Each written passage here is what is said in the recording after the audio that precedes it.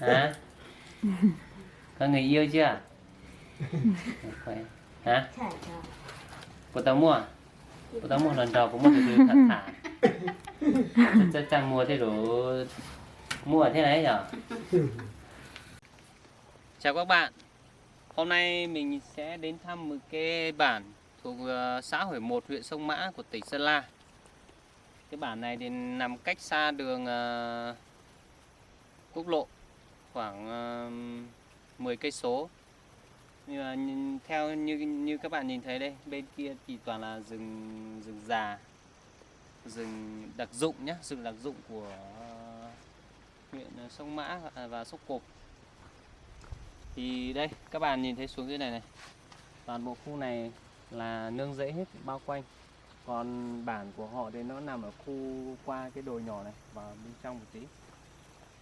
Đấy, thì hôm nay mình có chuẩn bị một chút quà, thì nếu mình sẽ đi thăm một ông cụ ngoại của nhà mình. Đã lâu lắm rồi thì mà mình không được đi thăm ông ấy, thì có chuẩn bị một chút quà, một gói bánh với một gói sữa. Thì 2 năm nay thì ông cũng ốm yếu. Trước đây thì ông hay xuống ở Lán, thì bọn mình cũng hay xuống thăm ông ở đấy. Tuy nhiên thì gần đây ông bị ốm nên là mình không đi thăm được. Hôm nay thì mình sẽ tranh thủ dành thời gian để đi thăm ông ấy. Thì mình sẽ đưa các bạn đồng hành cùng mình đến thăm cái bản này và đi thăm ông cụ nhà mình nhé. Đến rồi đây các bạn ơi, mình sẽ hỏi mấy đứa nhỏ này xem có biết.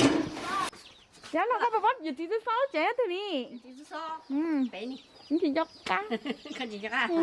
Nếu muốn đợi nó mua bé, cho học cá nên sao mua cho nếu muốn cho luôn ra bé thì nhận này bé là trẻ mà. Hai mũ tóc nào mũ con á? Đợi mua cho tỷ kiên đợi một trống mà.แล้วcòn trẻ nữa có bé cho kế thì nếu muốn kia cho luôn ra bé thì nhỏ. Chị nhọc cá Cho cá thì tôi khá bé là trẻ. Nè. Bây giờ Không, trên kia chứ. À, đúng không?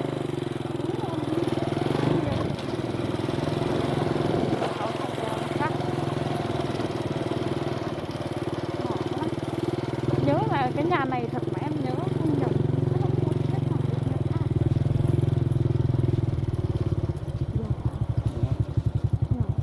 Bày tỏ. Đây các bạn ơi, hình như là nhà này. Cũng không nhớ rõ. Lâu quá rồi mình chưa lên này bao giờ. Họ làm nhà mới. Qua mình hỏi đường bên kia thì bà con người ta bảo là nhà này, chỉ vào nhà này, mình đi thử xem có đúng không nhé. Thì không đúng. Không biết là đúng không. Trước là em nhỏ em đến một lần rồi, bây giờ em không thể nhớ nổi. Họ làm nhà mới hay là đường mới. Giờ tôi có lần này tay là có. Nó giờ tại. Giờ tí thứ sau nè. Chị chú sao nhắm phụ bé ô. Chi hả lò? Em lúc bé nói tiếng nhỏ. Lúc phụ bé ú bé ô. Ồ, đi.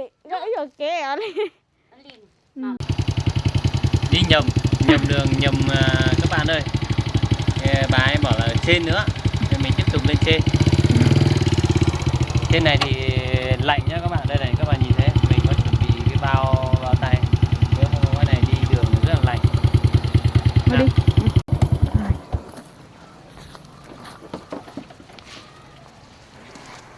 Các bạn nhìn thấy đây. Như là trên kia. Đây là có 1, 2, 3 cái nhà. Thì theo họ chỉ thì là chỗ bể nước. Trước mà có một cái bể nước thì khả năng là căn nhà này. Mình sẽ vào thử đây nhé.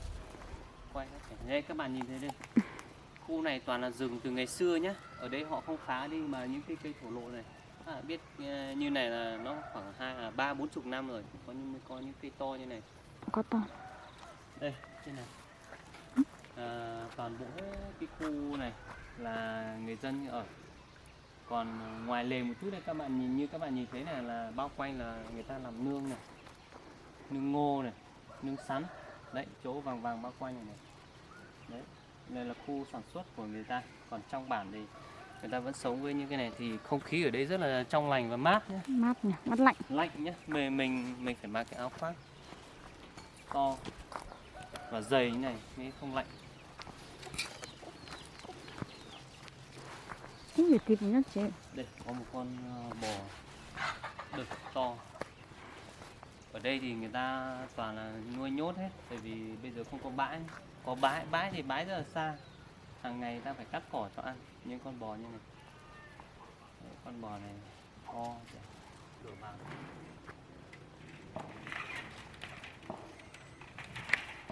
Đây, người ta làm cửa bằng gỗ, cái này là bằng lưới thép B40. Đấy, không phải là cái cổng sang trọng hay là gì cả, nhưng mà cái này để con gia súc gia cầm không vào được nhà. Giò tự. Nhà em, ông có nhà không? Có à? Đâu? Đây, đúng là nhà này. Thì kiểu mấy ông.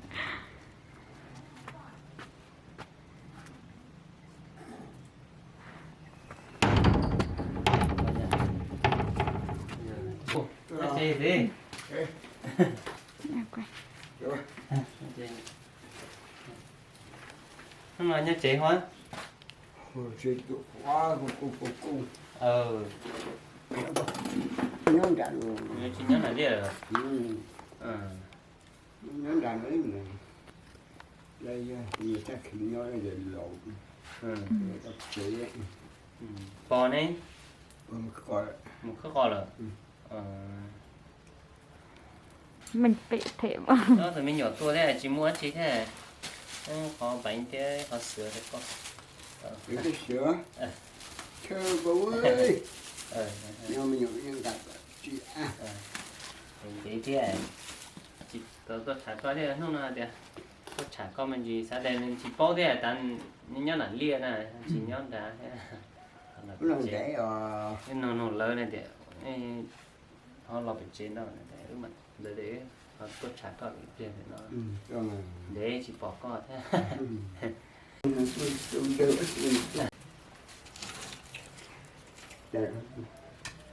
Đây như các bạn nhìn thấy đây là cái chạm để đồ nhé. À trên này có một cái này để làm nỏ. Nói uốn nánh về giờ. Sách đá nhá. Tao cha đấy nhỏ hay nhỉ? Ua hết bây giờ. Họ cũng lục quá. Bốn chục cây. Ai có uốn à?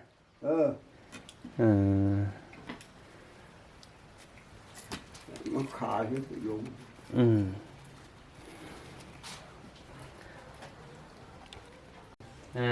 Vàng Giàng Á Khánh à? Và Á Khánh à? Vàng. Học lớp mấy à? 8. Lớp 8 rồi à? Hôm nay được nghỉ à? Vâng. Đi học ở xã à? Vâng. Biết yêu chưa?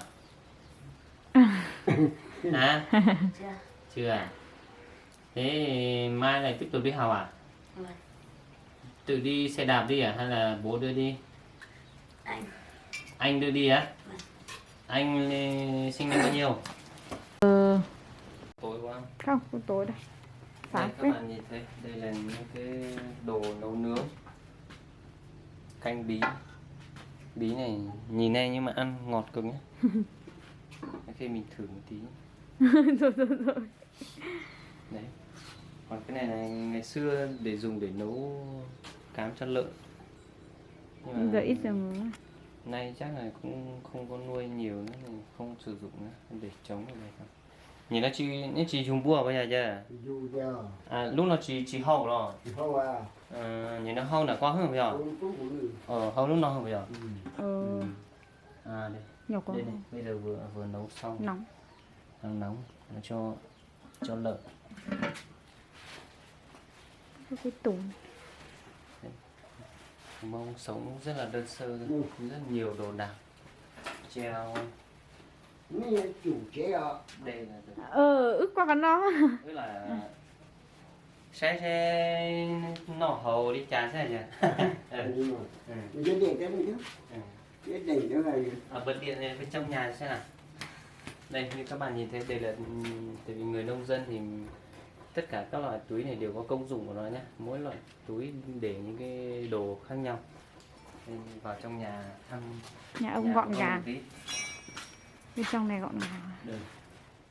Nhà. À này, các bạn nhìn thấy đây là một cái kèn cổ này. Không phải cổ đâu nhưng mà chắc là lâu rồi không thổi đấy nhỉ. Ông chắc cái là đấy thì chỉ chua nè giờ. Còn chuyển gió quá nè. Ồ. Ý chỉ có chua ý già nè. Nhỏ ít. Nhỏ nó chụp cái cho mình nhỏ. Cho uống cái chủ cũng mà tôi cho cái lớn lộn mà thôi. Đây cũng rất là nhiều giấy khen. Đây này các bạn nhìn thấy đây là một sừng nai sao nhỉ? Sừng nai. Tôi nói giờ cú một lưỡi rồi. Của thầu giờ có tuần nào có na. Ồ, Thầu đây tết chờ nó mua đấy rồi giờ. Là giờ tua của tổng đó. Tôi là được nó. Tua phải trống phải nó không bây giờ. Đấy các bạn nhìn thấy đây là cái sừng con nai. Ngày xưa ở khu đây thì thời các cụ thì qua cái đầu bản trên này đi thì vẫn còn con nai nhé. Còn đây là toàn là những bằng giấy khen. Giấy khen. Đấy, ông nhiều lắm. Ông cũng là một thầy cúng, một thầy cúng. Đây là cái bàn thờ của ông. Còn những cái khu này những cái phòng ngăn như này là để cho gia đình, để cho con trai, con dâu. Vì không có phòng riêng như nhà xây đâu các bạn. Nhà cũng rất đơn sơ thôi, cách nhau bởi một cái rèm thế này để làm cái phòng ngủ thôi. Anh cháu ngủ ở đâu? Giường đây à? Ngủ đây. Cái giường này ai ngủ? Giường này giường thầy. Đây là giường của con gái.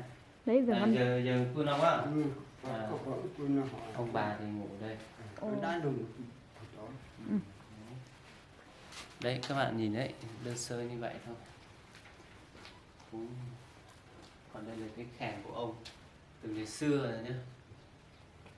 Kèn này thì... Nhà này năm 1996 rồi sao anh ạ? Mà thấy viết ở kia. Gỗ xịn. Gỗ xịn đấy nhỉ?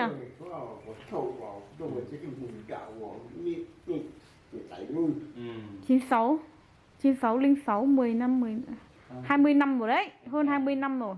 Cái nhà này gần 20 năm rồi quá. Bây giờ này gì là chưa? Đây, các bạn nhìn thấy cái kèn. Đậu năm 96 thì có nấu chứ nào? Tình hành nó hơn 20 năm rồi đấy. Sợ con rắn vậy con bằng nhện các kiểu rồi, vào nó khó thổi trong của bà. Nó vào trong này con gì? Nó sẽ vào đây nó ỉa này thế này. Cứt đá các kiểu. Nó sẽ làm hỏng cái lưới này, nó sẽ không kêu nữa. Chúng ta phải buộc như này nó không vào được.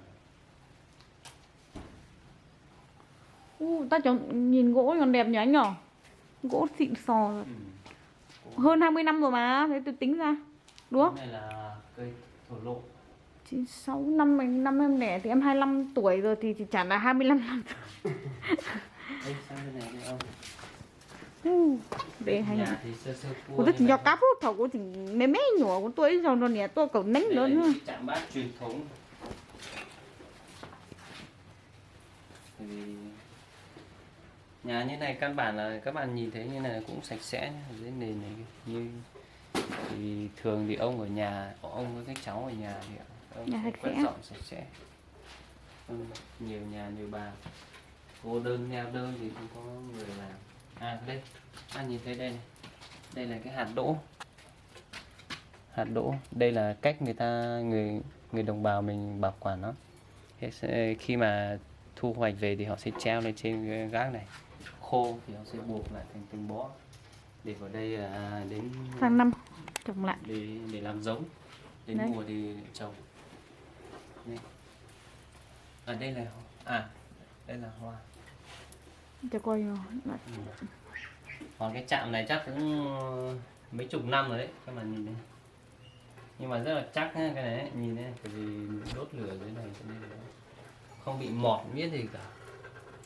Còn cái tầng trên này là để những cái đồ đạc để bảo quản. Nhưng ngày xưa thì cái thời mà chưa có hạt ngô ấy, chưa có giống ngô ấy, thì thường là trồng cái ngô người ta tự trồng ấy, người dân người ta tự trồng ấy, thì người ta sẽ để trên này người ta bảo quản để không bị. Hành này là hành khác cái kia, hành này cây hành này là sống quanh năm luôn. không hàng này ăn quanh năm nhưng mà cái này phải có phân chuồng này, cái trâu bò này, phân chuồng. Đằng trên nhà đây trồng mấy cái cây dứa quanh quanh này, nhưng mà các bạn nhìn như này là cũng đã thoáng rồi, thoáng nhỏ nhỏ, sạch sẽ. nhà ông sạch sẽ mà, Sạch sạch sẽ gọn gàng, cái gì cũng. Rồi mình đi qua một lượt thì các bạn xem nào có cái gì đáng. Đấy, lúc nói nhà lúc Đây các bạn nhìn cái này này, cái này cái này không biết là giống như cái lu hay cái gì ấy, nhưng mà ngày xưa cái này dùng để cái này là dùng để chứa ngô thóc các kiểu để tránh con chuột con ấy nó ăn. Nhưng mà em đang thắc mắc là Ngày sao xưa họ không chỉ để trong bao ấy thì con chuột nó sẽ ăn dễ hơn, nhưng mà anh đâu vào đây người ta đậy kín nó vào. nhưng mà em thắc mắc tại sao nó không đan cái đáy của nó ấy, mà nó lại không có đáy đâu. Không cần đan đáy đâu, đây này người ta đang làm nền như này này, thấy chưa? Con chuột nó. Còn đây là cuốc này, lao động, nhìn thấy chưa? Rất là nhiều cuốc. Mà gọn gàng nhỏ, nhà sạch sẽ, Ừ. nhà ông sạch sẽ. Đây là mấy cái công cụ lao động. Cảm giác quét quất này. Đây này. Còn có một cái cối xay bằng đá. Cái này chắc là nhẹ, Nhẹ đầu, trông vậy. nhỏ hơn. Nhưng mà hình như bây giờ không sử dụng nữa. Cái mặt này là mặt bên dưới nhá. Cái này mặt ngửa như này lên, cái mặt này là mặt úp đây này. Nhìn cái lỗ này. Bên lỗ này thì khi mà xay ngô thôi ấy, hoặc là xay hạt đỗ để mà làm đậu phụ thì người ta sẽ cho vào đây. Không, cái này nó xoay như này, người ta lắp một cái, hình như là có một cái lỗ đây, có một cái lỗ ở đây thì sẽ chế một cái gỗ vào đây để thành một cái cối xay này quanh cái này. Thì ngô với hạt ngô hay là hạt đấy, ngày xưa thì nếu chưa có điều kiện, với này điều kiện nó còn vất vả, toàn là ăn cơm độn này thì phải làm cái này. Đây, thấy hay chưa các bạn, nhìn thấy cái cày, con trâu đi trước, cái cày đi sau đây, gắn liền với đời sống của nông dân đây. Nhưng mà cái này mình thấy nó hơi khác một chút, cái này là bàn sắt đấy, sắt. Chứ thường ngày xưa thì chỉ có cái này, mỗi cái này bằng sắt thôi, còn lại là chế bằng gỗ hết.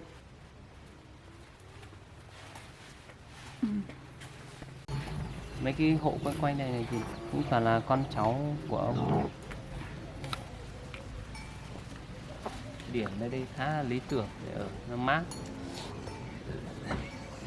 Là thế hệ trẻ thì ở trên này thì chắc là hơi buồn không ạ?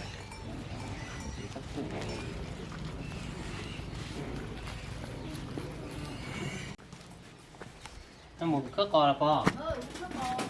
Cháu này học lớp mấy rồi? Học lớp 7 à? Ê, tôi có lớp 8 lọ, tôi có lớp 8 lọ. Mà đúng không á? Tụi nó chưa, tụi nó bây giờ.